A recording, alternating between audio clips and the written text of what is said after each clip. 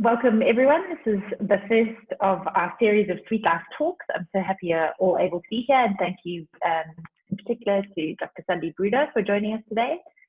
As I said in the emails, everyone is going to be on mute so that we can hear Dr. Ruder speak. But if you have any questions at all, please feel free to ask them in the chat, and then I will ask Dr. Ruder at the end. So I'm not going to give too much of an introduction. I think most of you probably know Dr. Ruder. We are very honored to have him here today. He's one of South Africa's top endocrinologists and has a real interest in philosophy as well, and how philosophy and diabetes can combine. He's going to be speaking to us today about how to get honey from a weed. And without further ado, over to you. Thanks, Bridget. And hi, everyone, friends, patients, colleagues. I see a lot of familiar names and faces here, so thank you for making the time to join us today. So this talk has evolved a little bit, especially in the last half an hour while we've been waiting for it. So, look, I mean, the idea is, first of all, this is Sweet Life's first such event, and I think it's great that they're doing this work, trying to bring good information to people. So I'm going to start off on a very philosophical note with this first talk, I think, and then obviously as the weeks go by and you have more of these others that are more astute than me may fill in all the gaps and more detail in diabetes. But when we discussed what topic to speak about, this idea came to mind, and then the next day I thought, what did I get myself into? But as time goes by and you reflect on something, you realize that there is a need at the moment to talk about the concept of crisis, whether at an individual level we're experiencing some difficulty, like the diagnosis of a new disease or living with a chronic disease, or whether it's at the macrocosm where we're experiencing this pandemic at the moment. The nature of crisis is that it can be jarring to an individual and a collective. And the question becomes, is the external thing that's happening, the disease or the pandemic, is that the cause of how we feel, or is it the trigger? And then how do you understand the cause of it internally, and how do we handle it? Because if you look at history, crises have occurred throughout history, whether it's at the macrocosm or the microcosm. We always have some challenge to deal with in life. So if it is wired into nature, then there must be some purpose in it if we reflect deeply. So this opening slide, the screen, shows an old man in deep thought, twirling his beard. But on the right, you'll see the Chinese word for crisis means, there's two meanings to it. Crisis means danger and opportunity. So while there's a danger, when there's a danger, there's also an opportunity to do something about it. And such is the nature of crisis. So you may feel like this at the moment, but perhaps through some knowledge and thinking, we can get to a better understanding of things and find the purpose of everything we're going through. I'm going to allude to Marcus Aurelius a lot here. So he was one of the 5th great Roman leaders, leaders of Rome, and one of the last one of the 5 great leaders. And he survived a pandemic that I think killed off 1/3 of the world's population at the time. But he was a great philosophical leader. He always tried to understand the meaning of things rather than just take it at face value and be affected by it. And he believed that the human being is a species that is capable of complete self-sufficiency, independent of the environment. And his book, Meditations, is something I would invite everybody to read, because it's quite simple, but deep in thought. It helps us elevate ourselves. Now, the idea of challenge and how we get to it has been alluded to in history. So this is the original, a picture of the original painting of the Garden of Eden from the Vatican in Rome. And this idea has always been alluded to, that this nature, this universe appears to exist in perfection. You never see an overweight or underweight lion or zebra, or the diseases of lifestyle that we talk about. You don't generally see them in nature, except with your pets, because your pets become like you. I mean, we dress them, we groom them, we feed them just like us. But in nature, the system of cause and effect of feedback loops. Everything works with perfection. And then somewhere along the line, the human who is capable of independent thought has a bit of a desire or temptation, and that little voice in your head that says, do it your way, do it the way you like it to do, or avoid what you dislike. And sometimes, or all the time, when we act according to those likes and dislikes, we tend to get into a bit of trouble, rather than acting according to the law. And obviously in this story, or in this depiction, the law was God's law, that he says, these are the rules, play by them, and everything will be fine, you'll reach heaven. Now, look, I mean, we don't take these things literally always, but the idea of heaven is a state of inner peace, challengeless, without suffering. So how is it that we constantly get into suffering, whether it's a worldwide pandemic crisis and suffering, or individual crisis, is something we need to reflect on. Perhaps this is a good time to do it while we're in lockdown, because if anything has come out of lockdown, is there's been a forced introspection into almost every element of life. How we think, how we eat, how we sleep, how we relate to people and the world, how we've developed economic systems, healthcare, etc. It's so pervasive that we really need to deeply think about these structures. When I was in high school, I remember Standard 9 doing a trip down to the Kruger Park with a group called 50/50 at the time. It was a nature conservation program on Sundays. And they hosted a few young people that we did this trip. And we first went to factories and Eskom and Cecil and looked at the timber plants and all of that. And then we went to the Kruger Park. And the whole discussion for that week was sustainable development. How do we develop a world that is sustainable?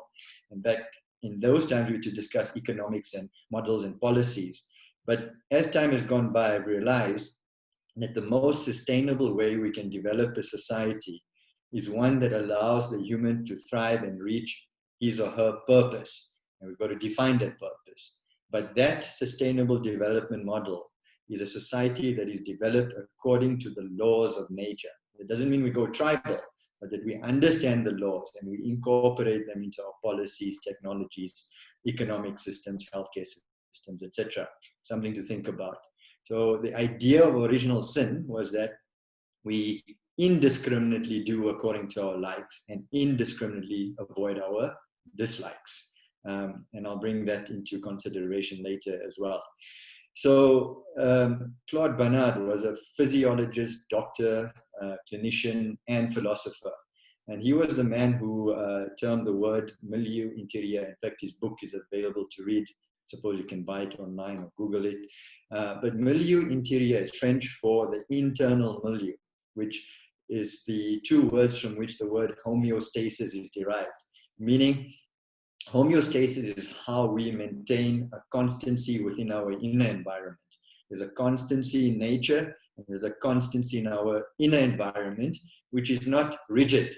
I mean, if you eat a little bit extra, your body will compensate for it. If you oversleep a bit or undersleep a bit, there's a natural short-term compensation. So they always say, you must not be rigid in life because you'll break, but your physiology is fluctuant and it's always adjusting to your need.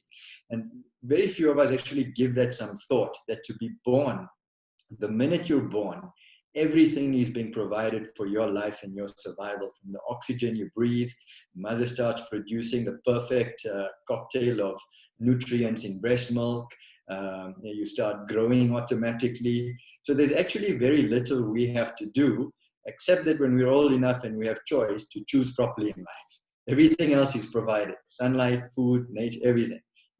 I'll put it to you that we probably haven't harnessed all of these gifts in the correct way. And that's the reason why we often end up in crisis. It's not a judgment, it's an analysis. Because these great intellectuals have said that it's the constancy of the environment presupposes a perfection of the organism, that external variations at every instance, as I said, are compensated for. And there's a very delicate balance within us, and it depends on a close and wise relationship with the environment. So this is not just me saying these things. This thing has been alluded to in history.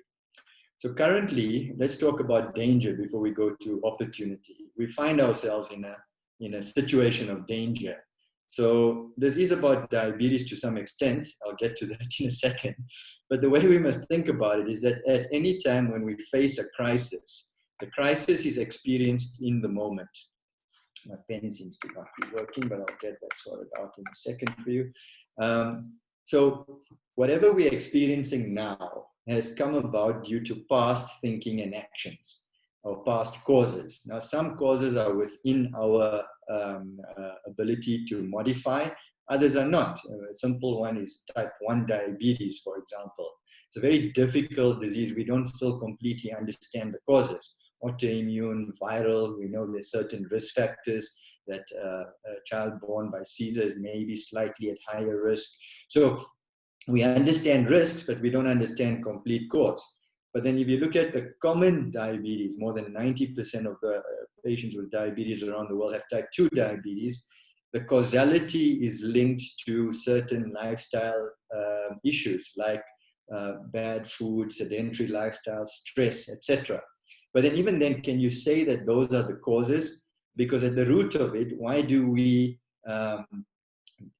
indulge those risk factors? So why would someone drink a soft drink when we know it's bad for us? So that eternal human question, I know it's bad for me, but why do I then still do it? So then you have to go into the nature of the mind and its desires, which bring about the action, because any action, when you do something, is preceded by a desire.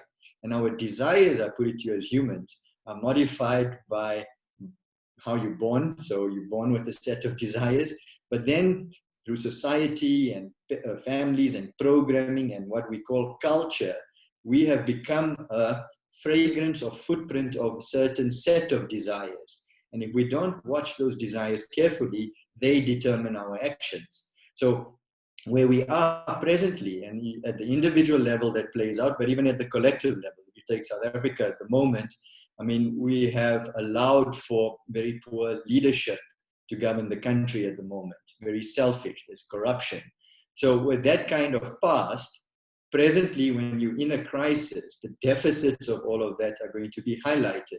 And there's nothing you can do about it right now, except learn from it, change the present, so that your future is now different, you see? So this is the nature of the law of cause, effect, and how we understand past, present, and future. That the only thing we have control over is the current situation. And we've got to learn, evolve, and apply that new action. So this is very important as well. Right? So you'll see around the internet, especially on social media, these kinds of graphics that show us COVID is spreading around the world. Now look how nice and red it is. Red is always danger, right? And that means we're in trouble. And then the bigger the blobs become, the more scared you become. And that will influence your behavior. So I'm just going to do this, and this is really bad, and oh my God, it's the end of the world. Now, I'm not saying that COVID is not a problem. It is a problem. But if you intellectualize around a problem, you'll see it's not that big of an issue that you have to have so much of fear over it. If you understand it, you'll know what to do about it. So this is the map of diabetes. This is now in 2017, prior to COVID, all right? So COVID numbers around the world are what they are, but this is a map showing that almost 500 million, so it was 420 to 30 million people around the world were known to have diabetes at the time. And those are known, diagnosed. We know that almost 50% of patients remain undiagnosed with diabetes, right? So the actual number of patients with diabetes is way higher. So, and you add to that and other non-communicable diseases like overweight and obesity, you're fast approaching 2 billion people. Now, is that not a crisis compared to COVID? And why is this map not as red? Why is it so colorful and pink and frivolous, right? You see, it's how we think about things, because when it comes to diabetes, the causality is entwined into our culture as something that's normal. And when you see an external virus, it's easy to blame something outside. So when we look at desire patterns, we've got to go in.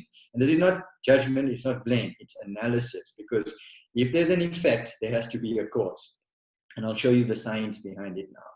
So when you look at causality, the virus looks like dangerous, red. So like the map of COVID, the virus is depicted as red and danger. right? When we look at the type 2 type of diabetes, and even in type 1 diabetes, if we have a bad diet, it's more difficult to control. But look at the stuff that's related to causality, which is now entwined into human culture as normal. Now, I'm not saying that human beings ought not to enjoy this once in a while, but if you look at the pervasive way that this has been normalized into a dietary pattern, right, then we got to question it, because this is directly linked to poorer control in type 1 patients with diabetes, and it's linked to causality in type 2 patients, right? So when we look at diabetes, there's the science now, right? We say it's a non-communicable disease, whereas COVID is a communicable disease, right? The risk factors for diabetes, that's the science: poor diet, sedentary, smoking. We know stress and depression can bring it out. And then genetics play a small role to some degree. It does not mean if your parents had diabetes, you definitely will get it. It's not an autosomal dominant trait, as we say. But you need certain circumstances around the gene to activate it. And that's why we emphasize lifestyle a lot. And there are differences. As we get older, we may get diabetes, differences in ethnicities. And the ethnicity part is interesting. You know, we always quote the Pima Indians in America. And once they move from their rural, culturalized environments into a city, within a year they develop diabetes. So is ethnicity the problem? I would say not.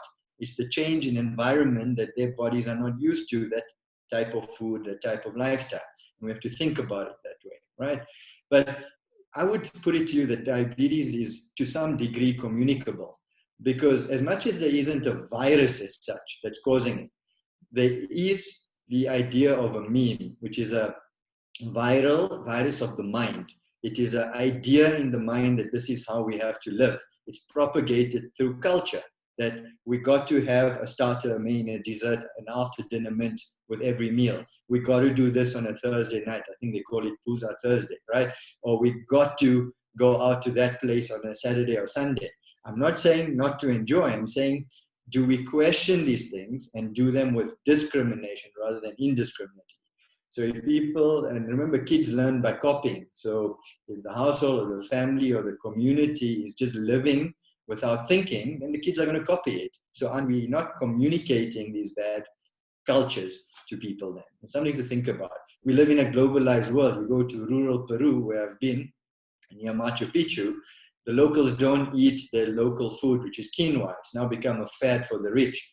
But in a globalized world, they want to eat McDonald's now. You see? So are we communicating this through advertising and marketing? You see? So is it truly non-communicable, or is there some spread through contact? Let's think about that. Now, COVID-19, I just want to highlight one thing here, is that as much as it's a virus and it causes a respiratory kind of illness, we are finding, and the science is quite firm on it, that patients with poor metabolic health, the so-called non-communicable diseases, if they get COVID-19, are at higher risk of having it in a more severe way, right? So this is going to highlight that if we've had 500 million patients with diabetes alone around the world, then if viruses like this are going to constantly emerge, should we not then put more attention on the metabolic health of society at large? And that's in terms of healthcare systems, access to medications, and then even marketing, labeling of food. We've done sugary drinks taxes and all of that. You know, really given a human the opportunity to be physically healthy within an environment. And that's government's work. Policy must develop, politicians ought to develop policy that allow people to thrive. That should be the intention. But corruption is just nothing but selfishness. You know, I must thrive. And see, we say COVID is a severe disease. I'm now putting it down. But type 2 diabetes is not a mild disease, right? It is the leading cause of blindness in working age adults here, right? You'll see it over there. Retinopathy, we call it. That's why we have to see an ophthalmologist once a year. It's the leading cause of kidney disease around the world.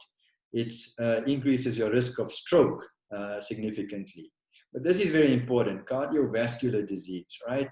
75% of patients with diabetes will die from a cardiovascular event. Now, if you take the knowledge objectively and look at the science, it seems to me that even prior to COVID, we were already in crisis. You see, Neuropathy is very debilitating, amputations, nerve disease, etc.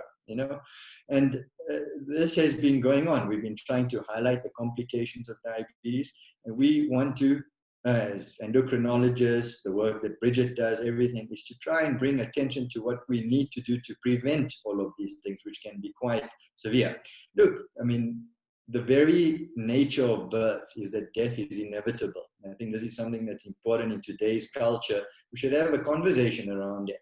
But the point is, with these metabolic diseases, if we don't control them well, that endpoint is coming sooner, taking away from people's lives the ability to fulfill their purposes and desires. This is important. So, I'm going to be 90 years old, maybe, or 80 or something. Something's going to take me out. I accept that this is a law of nature. But when these kinds of things are taking people out in their 40s and 50s, there's a problem. And that's why we do medicine. We're trying to get people not just to survive longer, but the idea is to get to that high level of humanity through fulfilling your purposes. And we don't talk about that. The idea is, we got to go to work and retire happily in Stellenbosch or something like that, which doesn't really happen. If you examine life, that perfect idea doesn't really happen, right? This is just to show you that when we are faced with crises, and in medicine, we have to develop lots of new protocols and algorithms to treat patients. And this is just as a service to any of our patients or people with diabetes listening, that all of us are now available through our practices with protective equipment or virtual consultations or whatever it is, to help you navigate your chronic disease with COVID. And there are certain rules that are in place at the moment for sick day rules, which medications to stop or not to stop, what to continue with, how to assess severity of illness, when to get to a hospital. I think this is information we must be aware of. If you have any questions, your GP, everybody's astute on it. SEMDSA or Endocrine Society has put out data there in keeping what the world is offering. So you can be safe. Just keep your sugars well controlled, and that's the best thing you can do right now. That's very important, right? So let's go a bit into causality then, right? Nothing can be born of nothing. I said I would put not just philosophy, but science into this talk, right? And this is not my law. This is a law of nature. I think this is a human question.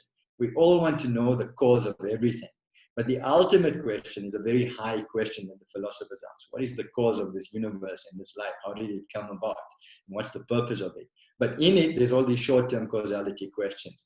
Why did I get diabetes? Why is this? Why is that? Why is my partner so irritating? Or whatever it is, these are the types of questions we have. So the point is we need to think deeply. So even philosophical physicians like Hippocrates, so, in Greek times, medicine was modernized, more rationalized, and we get the advent of evidence-based medicine. Because remember, in Hippocrates' times, the diabetes was very rare. I mean, if Galen, who was a student of Hippocrates, he would see 2 cases in a year of diabetes, and he would be fascinated by it. They would taste the urine for the sugar. They would call it a disease of sweet urine that wastes the body, right? And in those times, it was very rare because people were more active, and obviously the nature of the environment was different at the time. And he was very grateful that it was so rare because he didn't know what to do with it, right? And that's another thing we should be grateful about, is that as much as we have a massive pandemic of diabetes in the world, the technology that exists to treat it today, just recently we celebrated the discovery of insulin from Benting and Best, they used to take desiccated animal pancreas and put it into humans to make them survive longer. And now we have insulins that are almost mimicking the natural physiological release of insulin from the pancreas. So when we feel like we're in crisis, sometimes it's nice to think about how far we've also come, that we have these tools. A patient with diabetes can live a long, fruitful, normal life. It takes a little bit of effort in terms of the management, but the technology is there. And that's, you develop gratitude when you think about it that way. So we have come a long way in terms of technology. And so Hippocrates used to say that anything in excess goes against the laws of nature. Now, this is a technical slide, and it's meant more for doctors, but I just want to show you here that the science shows that things like excessive smoking, heavy alcohol consumption, diet's not listed here, but it's in another slide, but body weight is linked to diet and exercise, right? So at the end of the day, the traditional things that we're doing wrong, and I want to link this to the conversation with COVID right now. If we overindulge these things, we develop a negative risk profile, which then damages that internal homeostasis that I spoke about. This is mainly type 2 diabetes. And we get high blood sugar. And that high blood sugar then leads to all the complications I showed you in the previous slide. Now, when we think about it like that, there's a lot of work to do at these levels with physical activity and diet, etc. But then from that slide, the science shows that smoking, alcohol, and bad food is the major causes. This is pure science in high impact journal. But look how we've normalized these habits into society and how we've linked them to our desires. So glamorization of smoking, the whole thing was in New York, I think, or Washington, the Torches of Freedom movement, when the cigarette industry hired celebrity women to walk around with cigarettes during a parade at a time when women wanted freedom from householding chores, right? So I'm not against the freedom from the householding chores, but the way they capitalized on it, this is when smoking got glamorized and more women started smoking, in fact, right? And then the association of alcohol with wealth and name and fame and that sort of thing. And then this year, smiling perfect teeth on the kids, but we know that this is a cause of one of the major contributors to dental caries and that sort of thing. So I'm just showing you how things have been capitalized on and weaved into society. But the science in the previous slide shows that all of these are contributors. So this is a quote from the movie, The Usual Suspects, great movie with, forget the chap's name, Bridget, maybe you can highlight later. But you see, the devil is not a real entity, but it's the mind that is left to its own vices. This is something we need to think about. Now, here's more science, right? If you look at this, published in The Lancet, which we all know as a high-impact medical journal, and in The Economist, which everybody is reading at the moment because everything is crashing. And here in 2007, I think, or around there, this was published, 2010, alcohol is the most harmful drug to users and to communities and others, right? And in the top 6 is tobacco. And in between them, crack cocaine, heroin, and methamphetamine, right? So these things are not legalized into society, but the top drug is legalized, and that one's legalized, right? And magic mushrooms barely touch you, right? People are afraid of those. I'm not advocating the use of magic mushrooms, but the point I'm making here is that what is the major conversation in the media at the moment as we're facing this COVID pandemic? Is alcohol and cigarettes, right? Even the most astute media intellectuals are only talking about rights to alcohol. Now, I'm not saying it's you shouldn't drink. I'm not saying that drinking should be banned. I understand rights and all of that, but I'm saying in face of factual evidence, right? Should we not be rethinking our relationship with these substances and the fact that a society of humans that's capable of such high thought is so dependent on the revenue from 2 agents that are capable of such harm to the species. And we say we need that tax money for our economy to thrive. But have we considered that the harm caused by it? And do we actually do those economics in an intellectual and objective way? Or is it just this knee-jerk that I need my drink, I'm stressed, I need that I-ness comes out, you know, I deserve it, you know? Smoking as well, same story. So the cigarette doesn't want to get into your mouth. The bottle of alcohol doesn't want to get into the mouth. The causality is linked to something in the way we behave. And then here, if you look at the science as well, this is from the American Diabetes Association, right? Even prior to COVID, we become a population of TV watchers. And now during lockdown, by now I guarantee everyone's done watching everything on Netflix, right? So there's nothing more to watch anymore, right? Sitting at work 2 hours a day, so office jobs, and then others sitting as well. And then during lockdown, we're sitting more. And then look at brisk walking. Just 1 hour a day of walking will reduce risk of diabetes so significantly. So I made a statement much earlier that when we think about sustainable development and policies, Should we not be factoring this kind of information into how we develop societies, rather than just indiscriminately saying, sit in an office like a hamster in the wheel and, you know, work hard enough to pay off your debt and try and retire happily? There must be some purpose in it, and I think we need to think about this. There are lots of little studies now emerging showing that we're living out of rhythm. I'm just watching the time there. So we sleep too little or we sleep too much. And then this human thing about productivity, that I need to be productive. So I'm going to burn the midnight oil. I'm going to wake up at 5. I'm going to hit the gym for half an hour. And then I'm going to keep pushing through the day against rhythm. So if we don't get enough sleep or we get too much sleep, there's another group of people that just, you know, wake up at 9, 10, 11, 12, even midday, wake up for lunch. That affects you, right?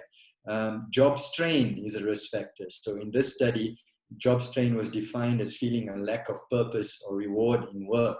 And, you know, Martin Luther used to say that all work should be work that serves humanity, not just work for work's sake to earn an income, you know. And when we do work like that, it will be rewarding in itself. We always have enough to get by. And I think we teach that to children as well, that go to school and compete to get ahead so you can have the best job. If you look at LinkedIn today, while it's supposed to be a marketing platform for networking with purpose, there's a lot of competition there too. I'm getting ahead. I'm getting ahead. And I'm not being pessimistic or criticizing too much. I'm saying we must examine it a bit, you know, because the true workers of society have always been givers. They tend to just do the work and get on with it. They're not interested in name and fame and reward.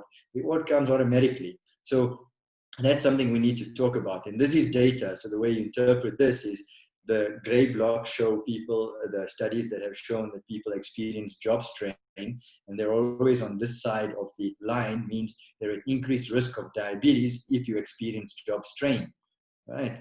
So beyond food and exercise and genetics, there's all of this which is involved. And then stress, which nobody can define. This is one study done looking at women, but it applies to men as well, where they accounted for the other risk factors, and stress in itself was an independent risk factor for the development of diabetes.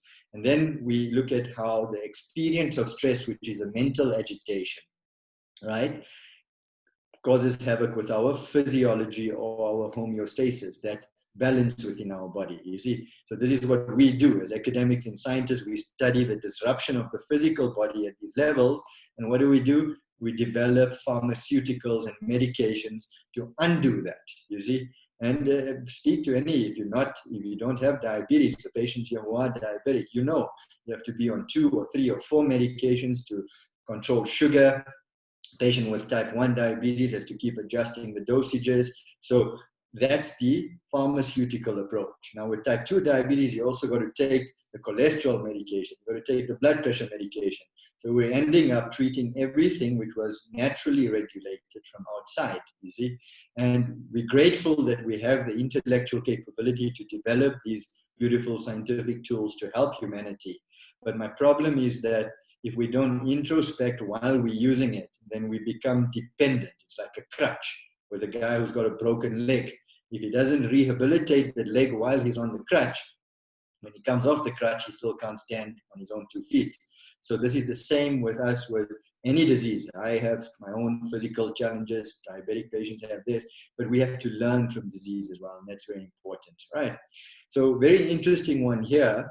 I don't know if you can see it very clearly, but it shows how stress affects behavior. Because when you feel an mental agitation, you want a sudden satiation.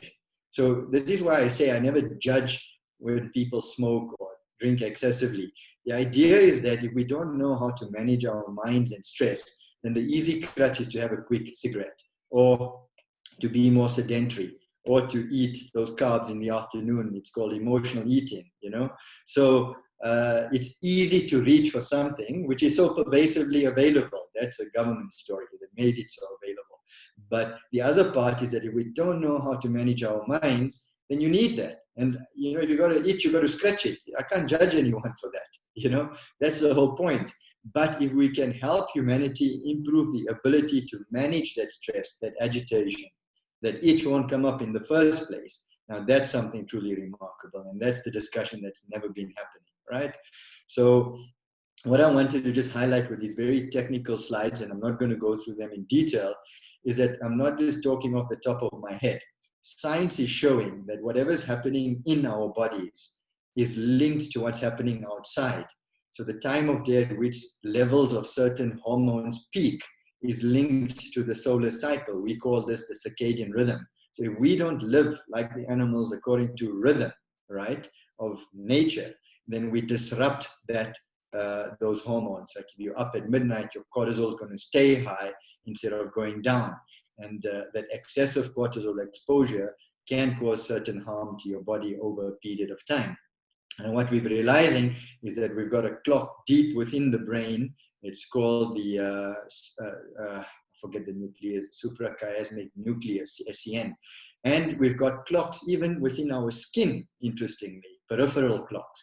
And all of these clocks are adjusting according to the solar cycle, circadian rhythm.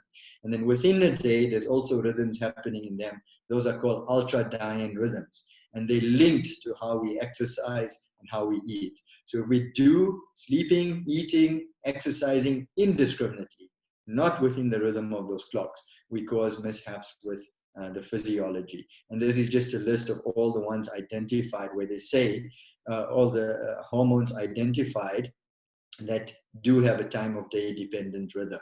So you see, we're not as independent from nature as we thought is the idea here. And I just wanted to highlight with these slides that there is science to that effect. It's not just hearsay. So when you get people saying, oh, we got to live with nature, they're not just hippies from the 60s and 70s who smoked too much weed. There's science behind this, right? And they probably were right to some extent. And this is more recent stuff just showing that the light-dark cycle at night affects that nucleus I was talking about. So that's a clock in the brain. And then we have these peripheral clocks which affect our livers, our metabolism, weight, and heart and brain function. So very interesting data out there. So ultimately, we used to think our genes make us who we are, right? But what we realize now is that the dominant force is our interaction with the world that filters through the genes. We call it epigenetics, to put it very simply, and that translates into how your body is. So in terms of cause and effect, what we do today in terms of our relationship with these, which means management of the mind, right? Green is positive effects, red is negative effects, will help change our metabolic physical health and then reduce our susceptibility to the complications I showed, heart attacks, strokes, etc.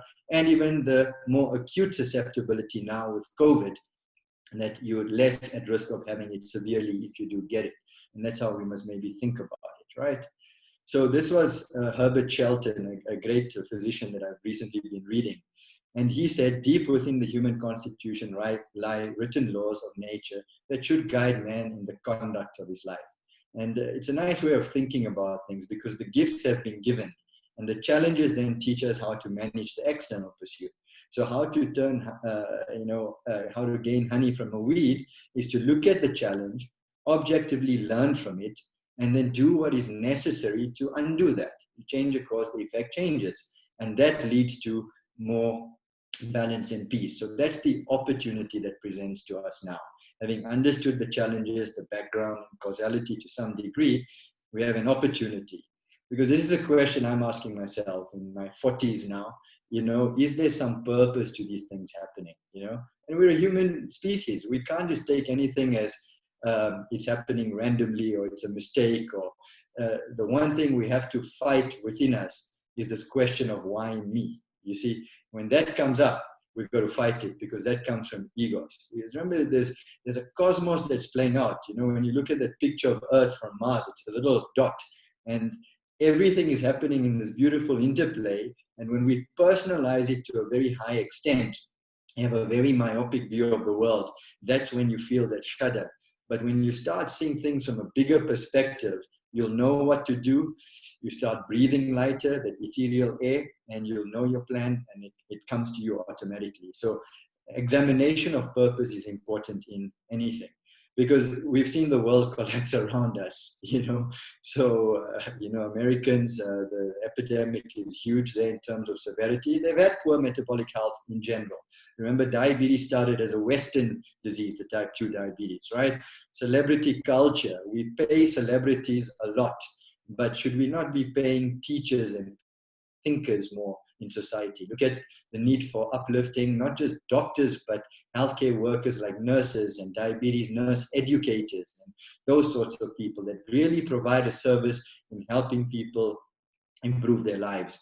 This idea of running away on holiday, everybody goes to the Far East, Thailand, right, in December. And after the holiday, everybody comes back saying, I need a holiday from the holiday, So I'm not saying holidays mustn't happen. I'm saying, has that also become indiscriminate? We flock to places to escape, but when we come back, it's like the cigarette. I've had the smoke break, but within 2 hours, I need another one. So before you even come back from holiday, we already need another one. So that tells us that we're not rehabilitating something. How we do philanthropy, this just easy giving money to causes without a social consciousness. Because when there's Ubuntu, that I am because you are, then we probably will need less social work. The need for social work right now is because there is not enough social consciousness. And social consciousness has been highlighted with COVID because I have to wear a mask, I have to keep some distance, So when it comes to metabolic diseases, can we be more conscious about how we behave around children, for example, when we're having parties and saying, I got to go out and have a bottle of wine. And, they're picking up on that. It is not uncommon for me to see teenagers in matric where parents will even say, they need to go out and have their shots and parties and that sort of thing. We normalize it. I'm not judging it, but if it's harmful to health, then we have to examine it, So these kinds of things need to look at. And remember, the opportunity has come now that we also change this kind of picture where we have markets, we can't say the pangolin led to the COVID epidemic. We, through our desires, have created these kinds of markets and harness nature against laws, and there's almost, it seems, and some people would argue there's not an intentional, but an automatic fight back from nature when we become too indiscriminate. And it's not just been COVID. We've seen it with listeriosis. We've seen it with Ebola. We've seen it with mad cow disease, Jakob-Creutzfeldt disease, where our systems become indiscriminate, disease starts to thrive, right? Bird flu and all of these things. So we need to think about our food system as well. So the opportunity, this is from Texas, where we look at, how we eat at buffets, amusement parks, movie theaters, music concerts, sports stadiums. Marcus Aurelius, the Roman leader, used to avoid the Colosseum where the gladiators used to fight. And this was even before the pandemic. He used to say, these places just seem dangerous. I'm going to stay away. Now, once again, it's not to say we shouldn't do this, but has this become perhaps too pervasive and are we too dependent on it is the question, and we need to think about it. And demand versus supply needs to be thought about because, we say that industry is causing epidemics, like it's the soft drink industry or the tobacco industry. So they are the suppliers. But remember, the suppliers have their own desires, profit, wealth, name, fame. And then the demand comes from the population. So at the end of the day, at both levels, it is an inability to govern our mind and desires, So it feeds on each other, So we can't point fingers every time and say, it's the alcohol industry that's at fault, or it's just people who can't choose better. What we have to have is an empathy that all of us together are not reaching our full human potential through correct knowledge. And the reflection of that is the society we see ourselves in with so much disease and crisis at the moment, because, we tend to want to move towards pleasure. These old physicians and philosophers like Epicurus identify that and just avoid pain. But we can't do that. Life is duality, it's yin and yang. So what we should do is understand the nature of pain and improve the mind, and less challenge and pain will then be invited. Now, I'm going to end off in the last few slides. I know I can get carried away with all of this. What do we do? So what's this opportunity? So firstly is to remember that the art of medicine, there's the disease, which is the process, there's you, the patient, and the physician, which is also a human like you, right? I'm like you. But I've studied the laws of nature, the servant of an art, which today we call science, right? So I have not created the laws. I'm a student of it. And to the degree I understand it, the patient comes to me with a challenge, and I invite patients to understand these through teaching and using the right medication and adherence to certain rules or nature's laws to get rid of the disease. But I cannot give you health, because health is your original nature. You've been whole. If we're in dis-ease, then there's a cause there, and we help you understand and help myself understand the cause. We try and remove the cause. And when the cause is removed, the disease is managed so that you can fulfill your purpose. And in some cases, the disease goes away. And this is how we need to think about it, right?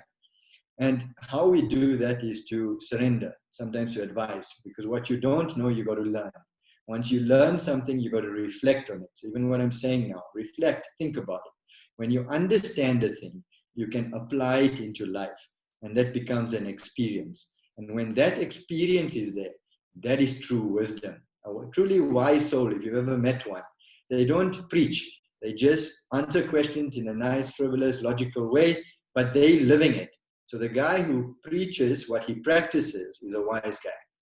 But if you read a book and come and preach to everyone and force it, that's not a good thing. It's never going to work. Forced prescriptions don't work. The invitation is understand through knowledge, experience it, reflect on it, change certain things, and you'll see automatically things improve. And this has been observed as well in history. Hippocrates used to say that food be your medicine. And medicine in those days was more about the lived experience. It wasn't as technical as we've made it now. And I think that's one of the shortfalls of modern scientific medicine. Too technologically heavy, less human, in terms of its understanding of the deeper nature of things. And that's where people come alive, actually, is when we go into the depth of our humanity rather than just the technical nature. So I'm saying there's been a lot of emphasis on the body. We've got technology, science is continuously developing, and we will never stop those pursuits. What I'm saying is we understand less about the nature of the mind. This is very concrete. This is more abstract. So we don't talk about this, you see. And the way to manage the mind is, as I'm saying, the development of our logical center. Not intelligence, which is book knowledge, but logic, reasoning, and discernment of the mind. We got to watch our minds, in the Bible, when the devil tries to tempt Christ, that's the mind tempting us, and he says, get thee behind me, Satan, I'll have none by thy hand. So that's the intellect saying, mind, I will not let you have your way. I'm going to work to purpose and ideal through an understanding and regulate things. And that's the way we get there. Because the nature of the mind is thoughts. And if the thoughts are left unregulated, no banks of the river, they go all over the place, they become a momentous force of thoughts, which is desire. And those desires regulate our action. But desires are modifiable through logical discourse, the prerogative of the human. And that is what we need to develop in society today. So that's the big opportunity I'm talking about, you see. And Charlie Chaplin is very, as funny as he was a very objective guy. He had many problems in his life, but my lips don't know that. They always smile. So I'm just highlighting here that at the action level, you see, whatever turbulence, the crisis, the trigger is outside, but the experience, the challenge we experience is in the mind at this level. But he had a strong intellect and was able to govern it.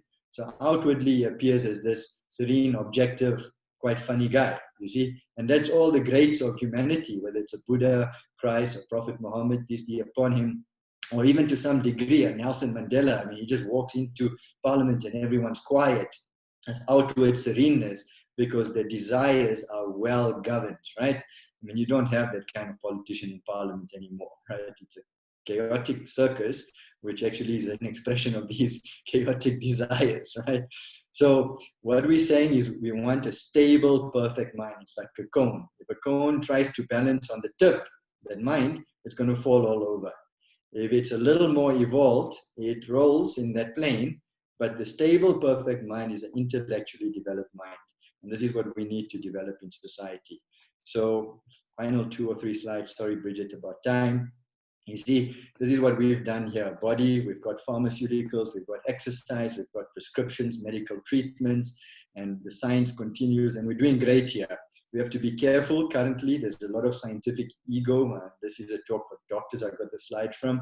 So in academia, the one to publish and punt certain medications, and I know better. We have to be cautious about that. The doctor must always be objective. He's a teacher, not a doer. And then here we've been working on taxation and food labels and environment. These are just short-term examples. Advocacy, the word advocare means to call or to summon to one's aid. And humanity is calling for aid right now. So those that are capable need to assist. But this is now policy. You see, the mind can only be governed through policy, punitive laws, restrictions. It is why this discussion, should we ban alcohol right now? The minute we unbanned it, the casualties were full of people with trauma, and I can attest to that. That's what happens. But if you tell a person to behave, now if you go to a country like Japan, where there's a different kind of higher valued culture, right?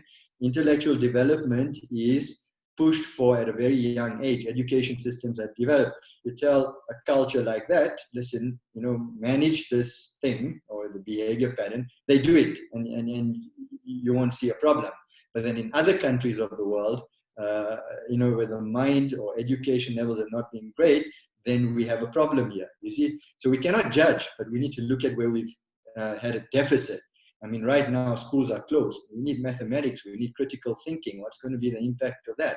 So the opportunity at the moment is for us to develop this here. And I invite patients and other listeners, whoever's here, doctors, policymakers, even Sweet Life in the long term, we need to bring the discussion here. This is the critical need of the hour, where we develop education models that promote liberal thinking rather than utilitarian education. Utilitarian means education that's going to earn me money, because that causes job strain. And I've shown you that leads to diabetes. So we need to be careful. So what we want is self-sufficient, self-efficacious, self-actualized human beings. This we can do. We just don't know it because it's a numbers game. And if we do it with an attitude of physical service, emotional rendering, so lend an ear in these times, provide that intellectual service, and this discussion must come up. The consideration of something more than just this terrestrial life was weaved into every great civilization, the Romans, the Greeks, the Egyptians, the Indus Valley civilizations of the northern Himalayas. I mean, if you look at the kind of information and type of higher valued life they lived, it's lacking in today's materialistic, technologically advanced, intelligent culture, but humility and a gratitude for the law that governs all laws is lacking. And it's a discussion, it's not forced. The fact that we can discuss it is what will make us better as humans.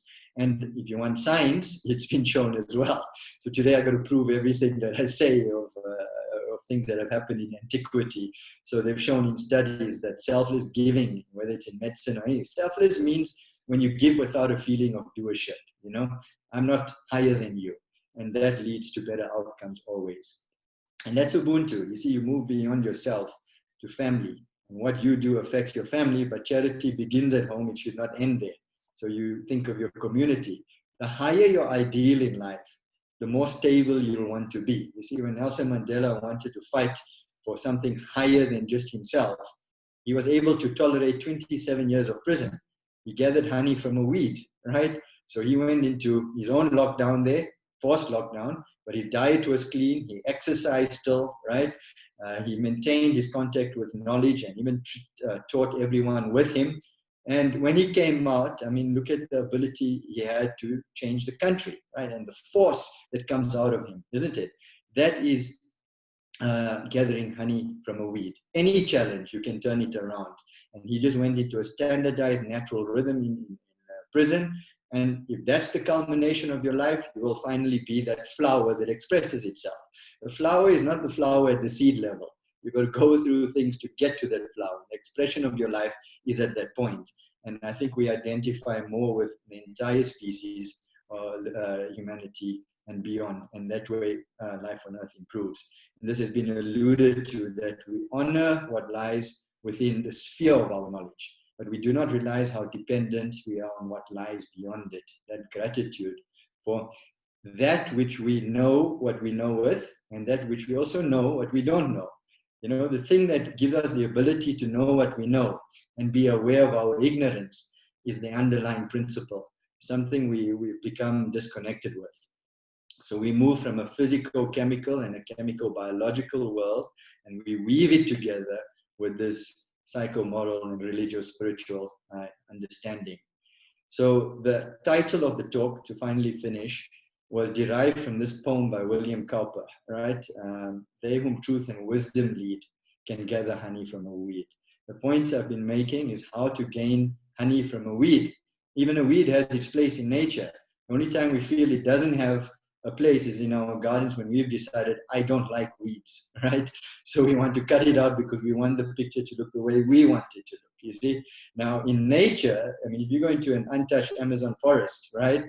Everything is working perfectly. The weed has its place, and what we call a weed actually is not a weed, right? But the idea that I wanted to bring this, the culmination of this talk, is that we need to get into an objective wisdom in life, right? And when we develop logical thought, thinking, fact-based, look at things from different angles, and then come to a decision based on reflection, most challenges in life, we'll find a way to manage it, to come out of it and fulfill our purpose in life. For the human, that prerogative is to knowledge, thinking, and developing the intellect. That's how we can gather honey from a weed and perhaps reach that infinite state that of peace that Leonardo da Vinci used to allude to, the Vitruvian man. You know, arms outstretched means infinity. When you say this much, it's limited. But that's what we are, infinite in our potential, and we must try and work towards that. So for conclusion, this sweet life talk, to have a sweet life, and its opening talk, I hope it's ending on a high note. I hope you feel inspired by the thoughts portrayed here. They are not mine. They've come through teachers that have taught me. I have been inspired by them. And you know, it's like anything you experience in life where you feel the benefit of it, you cannot help but share it with those you love. And the reason we do these talks is that I know the benefit of it. And I'm dying to tell everybody, guys, you've got to start thinking this way at least and investigate this truth, because there's a great joy in it and we can reach perfection from it. So thank you very much for your time and attention, and I hope it hasn't been too long. Thanks, Bridget. Yeah. Thank you so much, Dr. Ruder. I could listen to you talk all day. I don't know that I'm absorbing half of it. I feel like I'm trying to absorb as much as I can, but I don't know how much of it I'm actually absorbing. I have an impossible question for you, but first, for those who have to go, I just want to say thank you very much to everyone for joining us today. I really appreciate it. Thank you to Abbott Diabetes Care for sponsoring the series of Sweet Life Talks. And next month, in 4 weeks, on the 1st of September, we have Daniel Scher, who's a type 1 diabetic and a clinical psychologist. And he's going to be talking on mental health and diabetes. So please sign up for that on the same link, sweetlife.org.za/sweetlifetalk. And I'll put this video up there too. So my impossible question, you said in the middle of your talk, that the problem is that people with diabetes, and all of us those without diabetes too, are managing stress through cigarettes and alcohol and chilling out and watching Netflix. And you said the essential question is, how do we help diabetics manage stress? And then you didn't answer. Okay. So I would like that answer, please. No, great question. So that's a 2-hour talk on its own. No, you see, because remember I said stress is defined as a mental agitation due to an unfulfilled desire, right? Yes. Okay. Yes. So there are many examples of it. You know, you may say, you know, I want my kid to do this on time, do his homework on time. That's a desire you have. But the kid has his own nature and desires, and he's going to do it according to his schedule, you know? So that agitation you feel is a stress. And then, yeah, I'm tired, I want to go outside and just have a quick smoke. You see, the smoke gives you a neurophysiological satiation. Makes sense, right? But it's not resolving the stress, which is the mental agitation, right? So how do you deal with stress? Actually, is intellectual development. If you objectively look at the nature of your desire and you say, well, this guy's like 5 years old and, you know, he's playful by his nature, right? I mean, I expect him to be like that. So, you know, if you have the correct expectation, the stress doesn't come up because that's internal. So the management of stress is the idea to develop the intellect enough to understand the nature of the mind and what leads to agitation. And that requires a lot of self-work. It's not an overnight thing for all of us. I get stressed by certain things every day, but I now use the opportunity to reflect on the preceding desire that's been interrupted, you see? And am I having a correct assessment? Remember, the world doesn't cater to my likes and dislikes. We are 7 billion people on the planet, right? And we each have a different worldview. So whose worldview is correct, you know? My partner has a way of doing things. I have a way of doing things, right? At some level, there's some common agreement, but we have to allow each person to be what their nature dictates, you know? Either we learn to live with it, or you got to be away from it if it agitates you too much. Does it make sense? And also that aspect of expectation is so interesting, because I think that comes into living with diabetes a lot, because we have an expectation that we're going to do the right thing and get the numbers that we want. And that doesn't always happen. And that can cause a lot of stress from a purely diabetic perspective too. So the philosophical example, analogy that's used is often, if you look at animals, for example, right? If you go to the Kruger Park and you see a lion parading around, do you get out of your car and go and try and pet it and expect it to lick you? You don't, right? No. And why is that? Because you've made an objective assessment of the nature of that beast. It is a ferocious carnivore that rips flesh apart, right? So what you decide to do is you don't have the desire to go and pet it. Then you sit in your car and you know how to relate to it, and you enjoy this ferocious beast that's a killer, and you say, wow, I love this lion. You know, you watch it kill some zebra on the side, but you love the experience because you've made correct assessment.